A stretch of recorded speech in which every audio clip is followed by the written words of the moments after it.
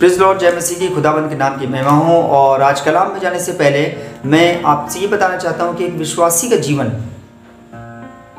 अन्य लोगों के जीवन से अलग होता है। और किस तरह का अलग होता है ये हम बाइबल से जानेंगे। भजन संहिता पहला अध्याय और उसकी पहली आयत हमको बताती है। पहली आयत कि क्या ये धन्य है वो पुरुष जो दुष्टों की युग पर नहीं चलता और ना पापियों के मार्ग में खड़ा होता और ना ठट्ठा करने वालों की मंडली में बैठता है। बाइबल में अधिकतर आपको धन्य है वो व्यक्ति, ब्लेस्ड है वो व्यक्ति, ये शब्द धन्य कई बार आपको मिलेगा। और सच है कि एक विश्वासी को परमेश्वर धन्य या ब्लेस्ड क्यों करता है। हमें ब्लेसिंग इसलिए मिलती है कि हम दूसरों की ब्लेसिंग का कारण बने। परमेश्वर ने मूसा को आशीषित किया, परमेश्वर ने अब्राहम को आशीषित किया और ऐसे बहुत सारे नबी हैं जो परमेश्वर के साथ चलते थे, उनको आशीषित किया और इसलिए आशीष दिया कि वो दूसरों की आशीष का कारण बने। आपको भी आशीष दिया है कि आप दूसरों की आशीष का कारण बने। यहाँ पे 3 कंडीशन बताई है जो बहुत ज़रूरी है एक विश्वासी के लिए, एक विश्वासी भाई या विश्वासी बहन के लिए। पहली कंडीशन है कि दुष्टों के ऊपर नहीं चलना। हमारी वॉकिंग, हम किन के बीच में चलते हैं या किन लोगों के साथ में हम चलें, वो लोग कैसे हैं, उनका जीवन कैसा है, उनका स्वभाव कैसा है, उनका हाव भाव, वो क्या काम करते हैं, किस तरीके की बातें बोलते हैं, उनकी बातें भली हैं या नहीं हैं।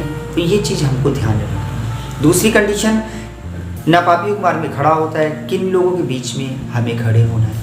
और तीसरी कंडीशन है, ना ठट्ठा करने वालों की मंडली बैठता है। और बैठते हम कहाँ पे, इस चीज़ों को हम, इन 3 बातें जो मैंने बताई हैं, इन 3 कंडीशन को हमेशा हमको ध्यान रखना है कि किन के बीच में चलना है, किन के बीच में खड़े रहना है और किन के बीच में हमको बैठना है। दूसरी कंडीशन बताइए कि परंतु वह तो यहोवा की व्यवस्था से प्रसन्न रहता है और उसकी व्यवस्था पर रात दिन ध्यान करता रहता है। जो ब्लेस्ड व्यक्ति होता है, जो आशीषित व्यक्ति होता है, मैं आपको सच बताऊं, उसको आनंद जो आएगा ना, क्योंकि वो परमेश्वर से प्रेम करेगा। परमेश्वर हमसे प्रेम करते हैं, लेकिन हमारा भी तो एक रिस्पॉन्सिबिलिटी है कि अब जब हमको परमेश्वर आगे बढ़ा रहे हैं तो हम परमेश्वर से प्रेम करें, परमेश्वर की बातों से प्रेम करें, परमेश्वर के कलाम से प्रेम करें, परमेश्वर के कलाम में जो हमको सिखाया जाता है हम उससे प्रेम करें। तो जो आशीषित व्यक्ति होता है वो संसारी चीज़ों से प्रेम उसका खत्म हो जाता है। आप पहचान लोगे कि ये ब्लेस्ड पर्सन है। वो टीवी सीरियल नहीं देखता है, बैठ के टीवी सीरियल देख रहा है, उसमें समय बिता रहा है, उसको अच्छा ही नहीं लगेगा। जो चीज़ हमको नहीं अच्छी लगेगी उसको हम नहीं देखेंगे। तो जो ब्लेस्ड पर्सन होता है वो क्या चीज़ देखेगा, वो बाइबल पढ़ेगा, परमेश्वर की बाइबल में आयतें पढ़ेगा। और अगर वो टीवी सीरियल भी देखता है तो अगर उसे लगता है कि हाँ कभी कोई ऐसा यीशु मसीह से संबंधित आ गया या कभी समाचार देख लिया कि देश में क्या हो रहा है, वो ज़्यादा मनन नहीं करता है सांसारिक चीज़ों में, ठीक है ना। और उसका मन केवल परमेश्वर की व्यवस्था पे ही लगा रहता है। तो यहाँ पे वर्सेस कहती है कि वह उस वृक्ष के समान है जो बहती नालियों के किनारे लगा गया है और अपनी ऋतु में फलता है और जिसके पत्ते कभी मुरझाते नहीं, इसलिए जो कुछ वह पुरुष करे वो सफल होता है। ब्लेस्ड व्यक्ति जो भी करेगा वो सफल हो जाएगा, क्योंकि वो जो भी करेगा वो परमेश्वर की हुजूरी में करेगा। वो काम करेगा जो परमेश्वर की आत्मा को शोकित नहीं करता है, इसलिए वो जो कुछ भी करेगा वो सफल होता है। लेकिन देखिए यहाँ पे एक चीज़ है, वह उस वृक्ष के समान है। वृक्ष, पेड़ से हमारी तुलना की गई है। जो ब्लेस्ड व्यक्ति है आपकी तुलना की गई है कि पेड़ का सबसे ज़रूरी पार्ट कौन सा होता है, उसकी जड़,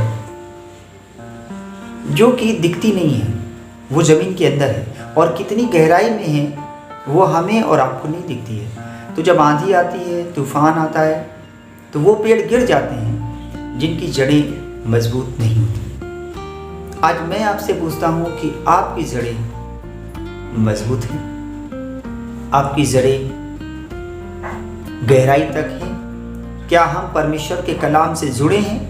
हमारी जड़ों को कहाँ जुड़ा रहना चाहिए, परमेश्वर के कलाम में या संसार की बातों में?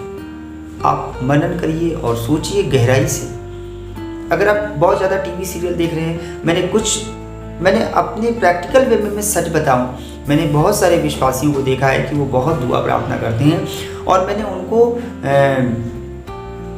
अक्सर मूवी देखते हुए देखा है कि वो घंटों पिक्चर देखते हैं। जब भी उनको टाइम मिलता है तो वो मूवी देखते रहते हैं।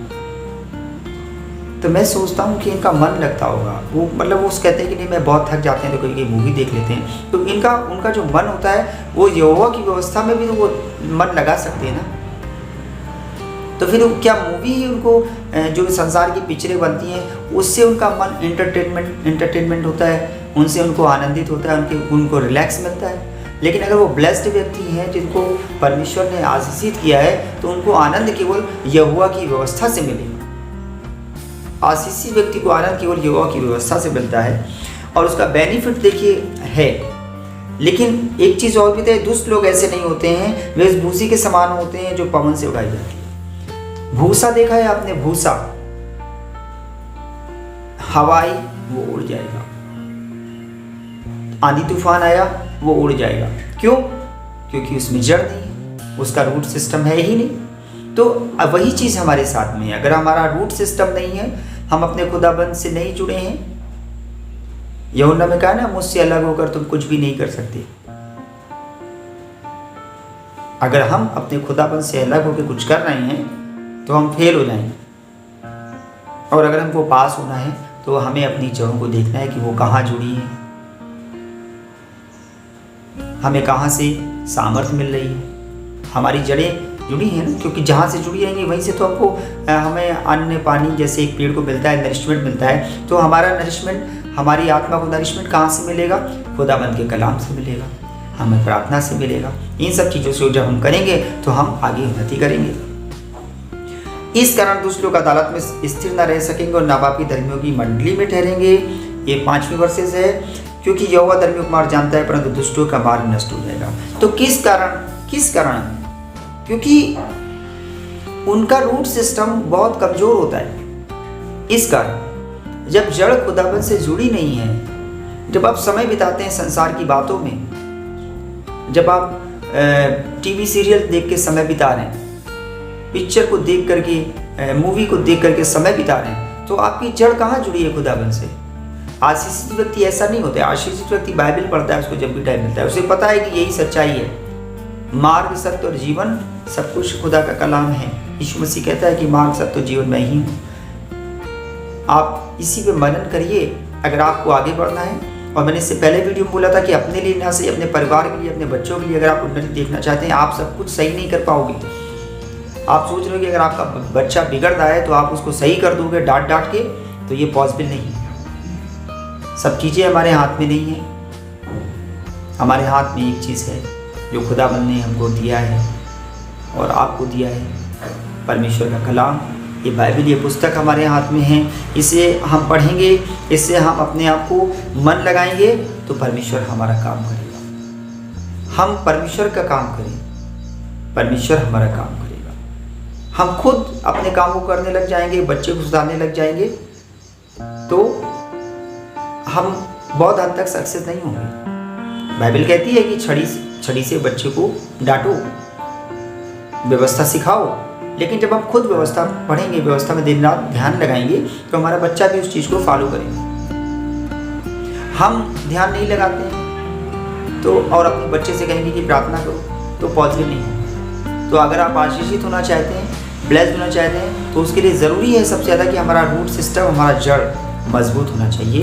तभी हम संसार की आंधी तूफान, परेशानियाँ, बीमारियाँ, संकट, इनका सामना हम तभी कर पाएंगे जब हमारा रूट सिस्टम, यानी कि हमारे जीवन का सिस्टम या हमारा शरीर की जो पेड़ है, इसकी जड़ें मजबूत होंगी। इसकी जड़ों को मजबूत करिए। खुदाबंद आपको आशीष देना चाहता है। वो ब्लेसिंग तभी हमको प्राप्त हो पाएगी जब हम खुदाबंद के कलाम में चलेंगे, उनकी बातों को मानेंगे, प्रार्थना का जीवन होगा, हमारी जड़ें मजबूत हो जाएंगी, तो हम आंधी आएगी, तूफान आएंगे, बवंडर आएंगे, बीमारियां आएंगी, कर्जें आएंगी, हम सबसे पार निकल जाएंगे और खुदावंद के नाम की महिमा होगी। हम खुद आशीषित होंगे और दूसरों को भी आशीषित करेंगे। जय मसीह।